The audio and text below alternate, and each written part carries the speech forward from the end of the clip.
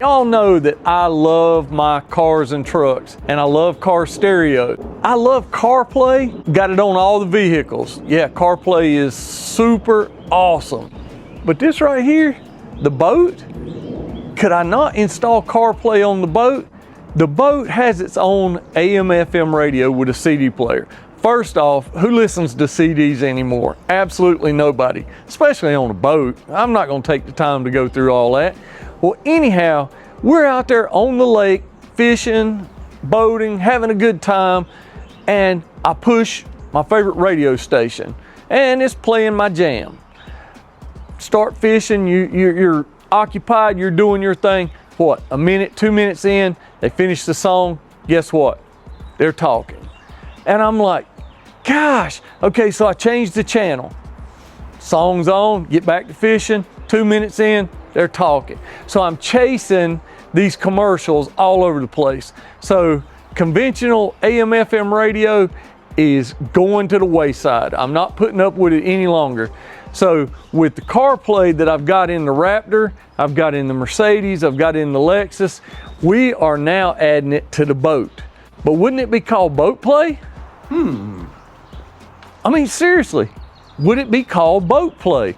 I've never heard that term. It just hit me right here. So y'all remember where you heard that in case somebody down the road tries to say they invented that term, boat play. Living with 3M did. Let's get to installing some boat play action on the boat. Get rid of that AM/FM stereo right now. Let's do it. All right, I'll show you guys exactly what I'm working with. This is my overhead, and I've got my speakers mounted in the sides up here, which are marine speakers because they can get wet on the outside. And inside is the single den storage compartment I mounted to the roof of this box. And I've got to where, I guess it's silicone, everything, where it will not get wet. So I'm totally fine for a normal car stereo single den install in there. I guess if I wanted to, I could put one of those larger screens inside here. As long as it fits, not got to worry about it. But I still wanted to access this for, you know, other things I'm storing up here. So like there's my trolling motor, remote, stuff like that I keep up there, you know, and when we go boating, we may keep our wallets and our things we don't want to get wet up here. So I wanted to have space for all that plus the stereo. Now, like I said before, you guys can mount your stereo down here. A lot of people do. I've even done it on older boats. But when you do, you've got to make sure, just like my fish finder right here, depth finder, it's got to be for marine use, meaning that it can get wet. Because not only the elements, rain, salt water, lake water, you got to rinse the boat off. And 9 times out of 10, I'm rinsing all of this so this gets wet. And if you've got a stereo here that's a car stereo and not a marine stereo, you can run into big time issues with that because it just won't hold up. There's nothing to prevent the elements from getting in there and shorting out the green board or connections, whatever. Instead of trying to pry this thing out, I found out it was a lot easier just to take my 4 bolts loose from the top. You guys may just slide yours out. Now my battery is disconnected, so I don't have to worry about anything like that. So go ahead and cut these speaker wires right here, cut them a little long. Okay. See this stuff right here? Wire loom I had on. A lot of wires that were not used. Okay. So I'll hold that with that hand. Let's see. I'm sure that's a ground. cut our ground. Okay, I see our 12-volt constant. I see our 12-volt switched. And now should be just, wait a minute, there's a illumination wire, which is orange on this one. Now, I have 2 left for the speakers on the left side. There we go.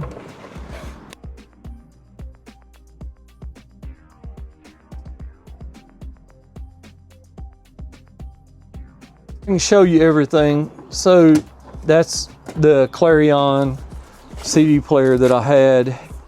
And this is a single DIN. You can get them double DIN if you want, but this is a single DIN touch screen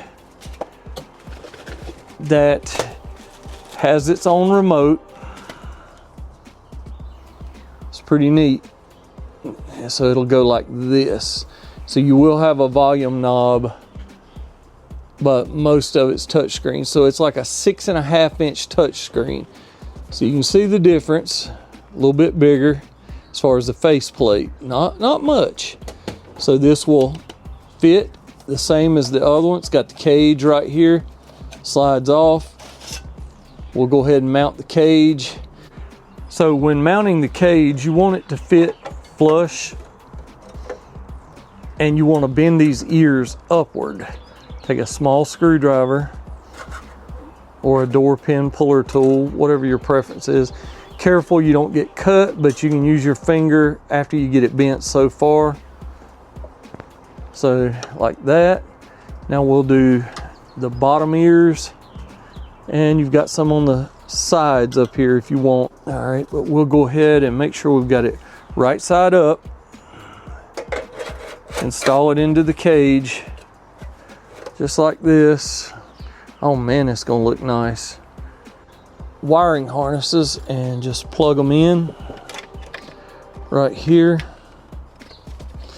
They only go one way, so you can't mix them up.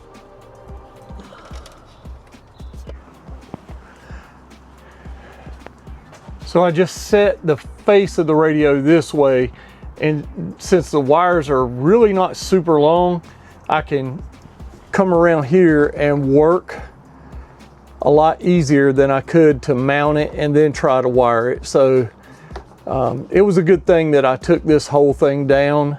So I'm just using these waterproof butt connectors. You heat them up, and I'm not even really worried about heating them up because it's in a dry area up here. This radio, everything that's up here has never seen any water at all.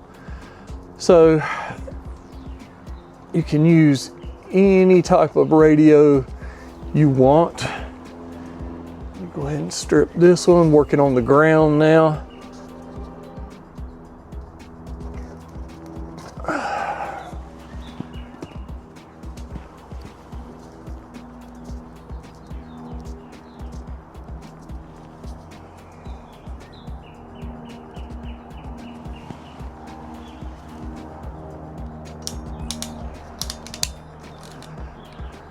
All right.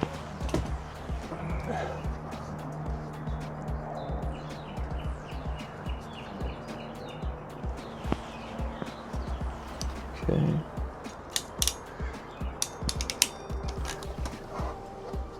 Push it back up where we need it to go through those studs. Right like that. Got the small stainless nut in my hand. Other one, I can do the back ones here shortly.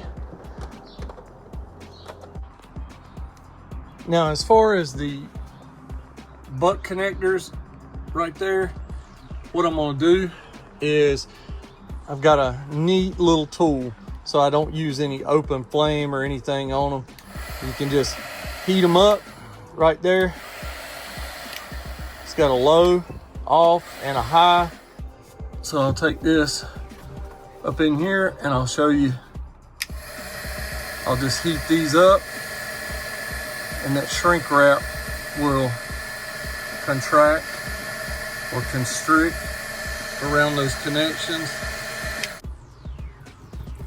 Now I had to put this wrap around this. That's pretty cool.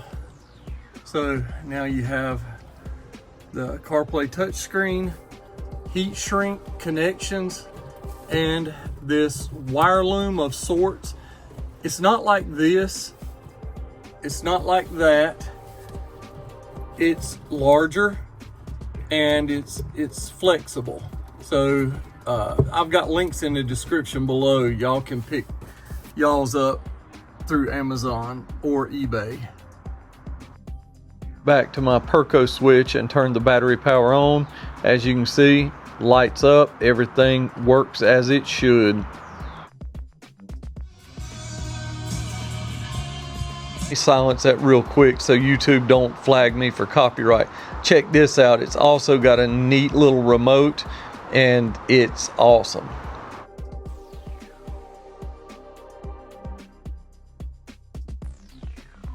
Looking up here, you can see it's got the maps, it's got music, it's full touch screen just like you'd have in your car.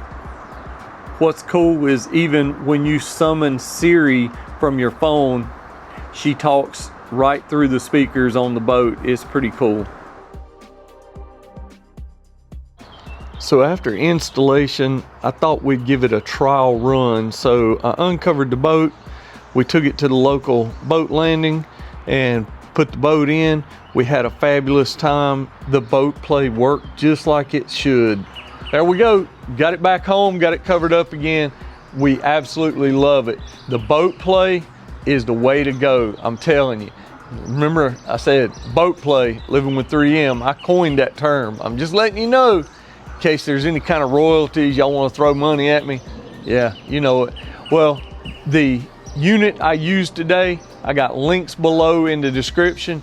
Check it out. I'm not affiliated with that company. You can pick any kind you want to work. This just had really high reviews. I think it was 4.5 out of 5 stars on Amazon. So I was like, heck yeah, let's go. Catch you on the next one. Later now.